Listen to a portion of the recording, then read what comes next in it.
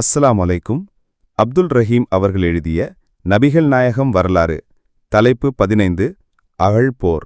இந்த வீடியோவை முழுமையாக பார்த்துவிட்டு புத்தகங்களையும் படித்துக் கொள்ளுங்கள், உங்களுக்கு நன்றாக விளங்கும். வாருங்கள், வரலாறுக்குள் செல்லலாம்.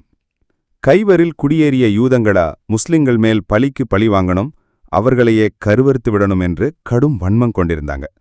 அதனால அவர்கள் குறைஷிகளை சந்திச்சு, நீங்க மதீனாவை படையெடுத்து வர்றீங்கன்னா நாங்க உங்களோட சேர்ந்து போர் செய்ய தயாராயிருக்கோம், உயிரையே பலி கொடுக்கறோம்னா உறுதி செய்யறோம்னு சொல்லிட்டாங்க. குறைஷிகள் அதை கேட்டதும் சந்தோஷமா ஏற்றுக்கொண்டாங்க. அதுக்கப்புறம் அந்த யூதங்க தங்களோட சூழலில் இருந்த வேற யூதர்களோட மனத்தையும் கலைத்து கட்சிகளாக திரட்ட ஆரம்பிச்சிட்டாங்க. போருக்காக ஆயுதங்களும் உணவுப் பொருட்களும் சீக்கிரமா சேர்க்கப்பட்டு அபூ சுஃபியான் தலைமையில பெரிய படையொன்றும் தயாரானது.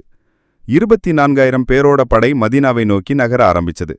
அந்தச் செய்தி நபிகள் நாயகம் ஸல்லல்லாஹு அலைஹி வஸல்லம் அவர்களுக்கு தெரிய வந்ததும் எல்லா முஸ்லிம்களையும் அழைத்து ஆலோசனை கூட்டம் நடத்தினார்கள்.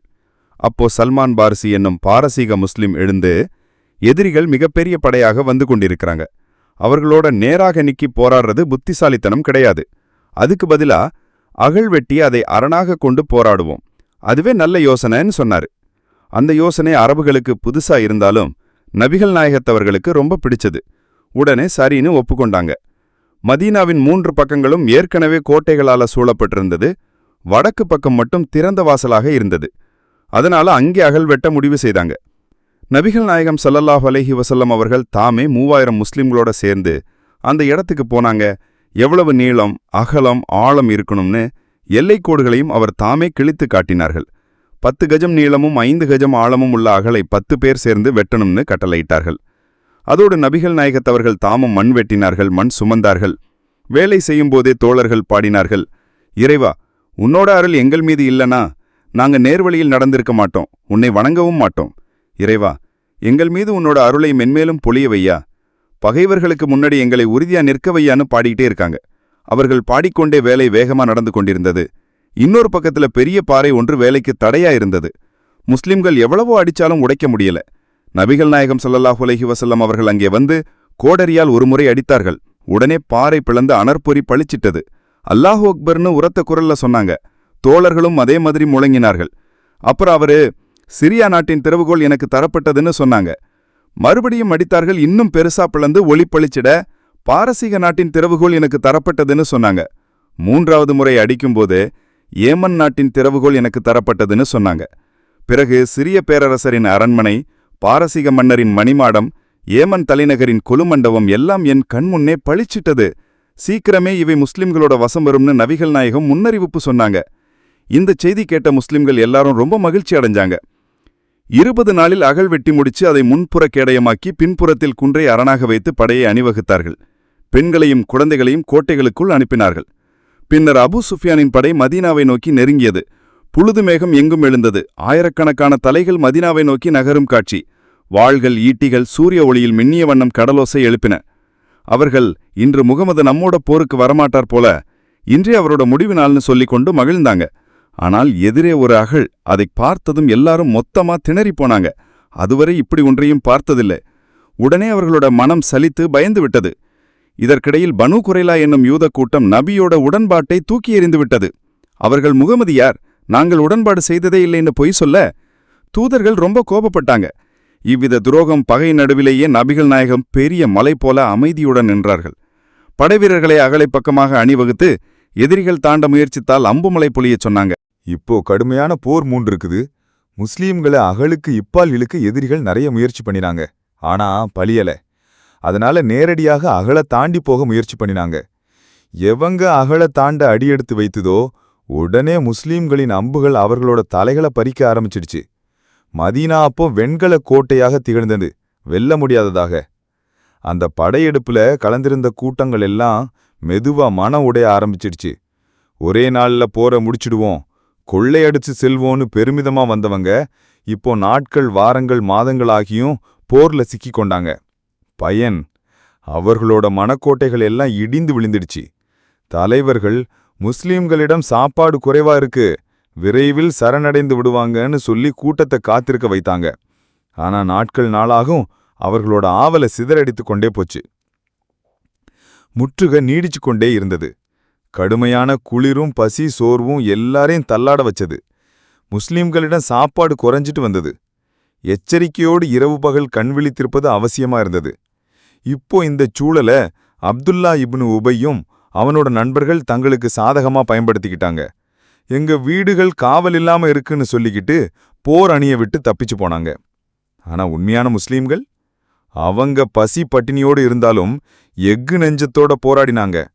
வயிற்றில் கல்லை கட்டிக்கிட்டு பசியை தாங்கினாங்க. ஒருவன் நபியிடம் வயிற்றில் கட்டிய கல்லை காட்டினான். நபி அவர்களோ தங்கள் மேலங்கியை கிளப்பிக் காட்டினார்கள். என்ன ஆச்சரியம்! 2 கற்கள்! மாநபி அவர்களே 2 கற்களை கட்டிக்கிட்டு பசியை தாங்கிக் கொண்டிருந்தார்கள். இப்படி கடுமையான நிலை வந்தபோது நபி அவர்கள் எதிரிகளின் ஓர் பிரிவோட ஒப்பந்தம் செய்ய யோசிச்சாங்க. மதீனாவின் அறுவடை விளைவுகளின் 1/3 பகுதியை ஆண்டுதோறும் கொடுக்கிறோம், நீங்க பின்வாங்குங்கன்னு. இத பற்றி தோழர்களோட கலந்துரையாடினார்கள். ஒருவன் எழுந்து, இது இறைவனின் கட்டளையா? அப்படியென்றால் மறுக்க முடியாது. தாங்கள் சொந்த கருத்தா சொல்றீங்க? அப்படின்னா எங்களோட கருத்தையும் கேளுங்கன்னு சொன்னான். நபி சொன்னார்கள், இது என் கருத்துதான். அதற்கு தோழர்கள் சொன்னார்கள், நாங்க கல்லுருவங்களை வணங்கிக்கிட்டு இருந்த நேரத்துல கூட ஒரே பேரித்தை கனியை ஏனும் விலை கொடுத்து யாருக்கும் கொடுக்க மாட்டோம். இப்போ உங்களோட வழிநடத்தலில் நேர்கழி வந்திருக்கும் இப்பொழுதுதான் 1/3 பகுதி அறுவடையை கொடுத்து உடன்படுமோ? ஒருபோதும் முடியாது. நாங்கள் கொடுக்கப் போவது வாழ்வீச்சைத்தான். அந்த வீரமொழி கேட்ட நபி அவர்களோடு சிரிப்பு மலர்ந்தது. இப்போ குறைஷிகள் அகலில் ஆழங்குறைவாயிருந்த பகுதியை கண்டுபிடிச்சாங்க. அங்க 4 வீரர்களை அனுப்புனாங்க. அதுல பெரியவனாக இருந்தவன் அம்ரு இப்னு அப்தூத். அவன் பேரை கேட்டாலே அரபுகள் நடுங்குவாங்க. பத்ரு போரில் காயம்பட்டு பழிவாங்கும் வரை தலைமுடியில் எண்ணெய் தேய்க்க மாட்டேன் என்று சூளுரையிட்டவன். 90ஆம் வயது ஆனாலும் முன்னே வந்தான். என்னோட போராட வர்ற எமனுக்காவது துணிவிருக்கான்னு சவால் விட்டான். அந்த கூட்டத்துல அமைதி. ஒரே ஒரு குரல் மட்டும், நான் வருகிறேன் என்று. அது அலி அவர்களது. நபி அவர்களை தடுத்தார்கள். 2வது தடவையும் 3வதுமாகவும் அம்ரு சவால் விட்டான். 3வது தடவைக்கும் அலி அவர்களே எழுந்தார்கள். நபி கேட்டார்கள், அரைகுரல் விடுத்தவன் யாரென்று தெரியுமா? தெரியும்னு பெருமிதத்தோடு அலி சொன்னார். அந்த உறுதியை பார்த்த நபி புலங்காங்கிதம் கொண்டார்கள். தங்கள் தலையிலிருந்த தலைப்பாகையை அலிக்கு அணிவித்து தங்கள் வாளையும் கொடுத்து வீரமா போய் வீரமா திரும்பி வான்னு அனுப்புனாங்க. அலி அவர்களும் அம்ரும் நேருக்கு நேர் நின்றாங்க. உரையாடல் ஆரம்பமாச்சு. அலி, இஸ்லாத்துல சேரு. அம்ரு, அது முடியாது. அலி, அப்படியென்றால் திரும்பிப்போ. அம்ரு, திரும்பினா என் பெண்கள் என்ன கிண்டல் செய்வாங்க, முடியாது. அலி, அப்படியென்றால் என்னோட போரிடு. அம்ரு சிரிச்சு, வானின் கீழ் ஒருவன் இப்படி என்னிடம் சொல்வான் என்று கனவில் நினைக்கலன்னு சொன்னான். போராட்டம் துவங்கியது. அலியின் வாழ்வீச்சு அம்ருவை 2ஆக பிளந்தது. அல்லாஹு அக்பர் என்று முழங்கினார்கள் அலி. இதையடுத்து இன்னும் 3 வீரர்கள் வந்தார்கள். ஆனாலும் அலியின் வாழ்வீச்சு முன்னால் நிற்க முடியாமல் விழுந்தார்கள். இப்படி கடுமையான போர் நடந்தது. அன்றுதான் நபி அவர்களே 4 நேர தொழுகையை தவிர்க்க நேரிய சூழல் வந்தது. பெண்களை கோட்டையில் வைத்திருந்தார்கள். யூதர்கள் உளவுக்காரனை அனுப்பினார்கள். அவன் சுற்றி பார்க்கும்போது சஃபியா அம்மையார் அவனை பார்த்தார்கள். கோட்டை பாதுகாவலனை அனுப்பச் சொன்னார்கள். அவன் மறுத்தான். உடனே சஃபியா அம்மையார் பெண் சிங்கமா ஓடிச் சென்று யூதனின் தலையை ஓங்கி அடித்து துண்டாக்கினார்கள். பின்னர் அந்த தலையை கோட்டைக்கு வெளியே எறிந்துவிட்டார்கள். அதை பார்த்த எதிரிகள் பயந்து போனார்கள். இதனிடையில் இயற்கையும் போராட ஆரம்பிச்சது. கடுமையான புயல், குளிர், மழை. கூடாரங்கள் எல்லாம் பறந்தன. குதிரை ஒட்டகங்கள் செத்து விழுந்தன. எதிரிகள் சோர்ந்து போனார்கள். இப்போ நயீம் என்றவன் கபியிடம் வந்து, நான் ரகசியமா முஸ்லீம் ஆயிட்டேன், என்னால என்ன செய்ய முடியும்னு கேட்டான். நபி, நீ எதிரிகளுக்கிடையில் பெரிவுண்டாக்குன்னு சொன்னாங்க. அவன் பனு குறைலா இடத்திலையும் குறைஷிகளத்திலையும் போய் வஞ்சச்சொற்கள் பேசி அவர்களுக்குள் சந்தேகம் விதைச்சான். அதனால இருவரும் ஒருவர் மேல் ஒருவர் நம்பிக்கை இழந்தார்கள். அடுத்த நாள் புயல் கடுமையா வீசியது. குறைசி படை பின்வாங்க ஆரம்பிச்சது. இஸ்லாத்தை அழிப்போன்னு வந்தவங்க கனவு போலவே சிதறினாங்க. அபூ சுப்யானின் பெருமையெல்லாம் மண்ணோட கலந்தது. இஸ்லாம் வெற்றிகரமா நிலைநாட்டப்பட்டது.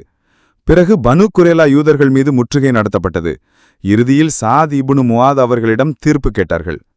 அவர் நேர்மையோட, துரோகம் செய்தவர்களுக்கு மரண தண்டனை, பெண்களும் குழந்தைகளும் முஸ்லீம்களுக்குரியவர்கள்னு சொன்னாரு.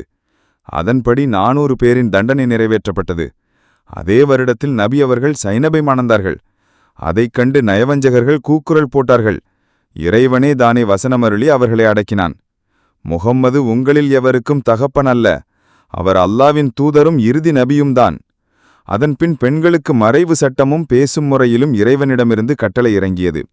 இத்துடன் இந்த தலைப்பு முடிந்துவிட்டது. அடுத்து 16 நேர்மையின் சிகரம் என்ற தலைப்பில் தொடங்கும். மறக்காம நம்மளுடைய சேனலை சப்ஸ்கிரைப் செய்யுங்க. நபிகள் நாயகம் ஸல்லல்லாஹு அலைஹி வஸல்லம் அவர்களுடைய வரலாறு எளிமையாக அறிந்து கொள்ளலாம். இந்த வீடியோவை உங்கள் நண்பர்களுக்கும் பகிருங்க. என்றும் அன்புடன் மௌலவி எஸ். ஷிஃபாத் நூரானி இலாஹி, இமாம் மஸ்ஜிதுல் ஃபலா, பொத்தையன் குடியிருப்பு, புதுக்கோட்டை மாவட்டம்.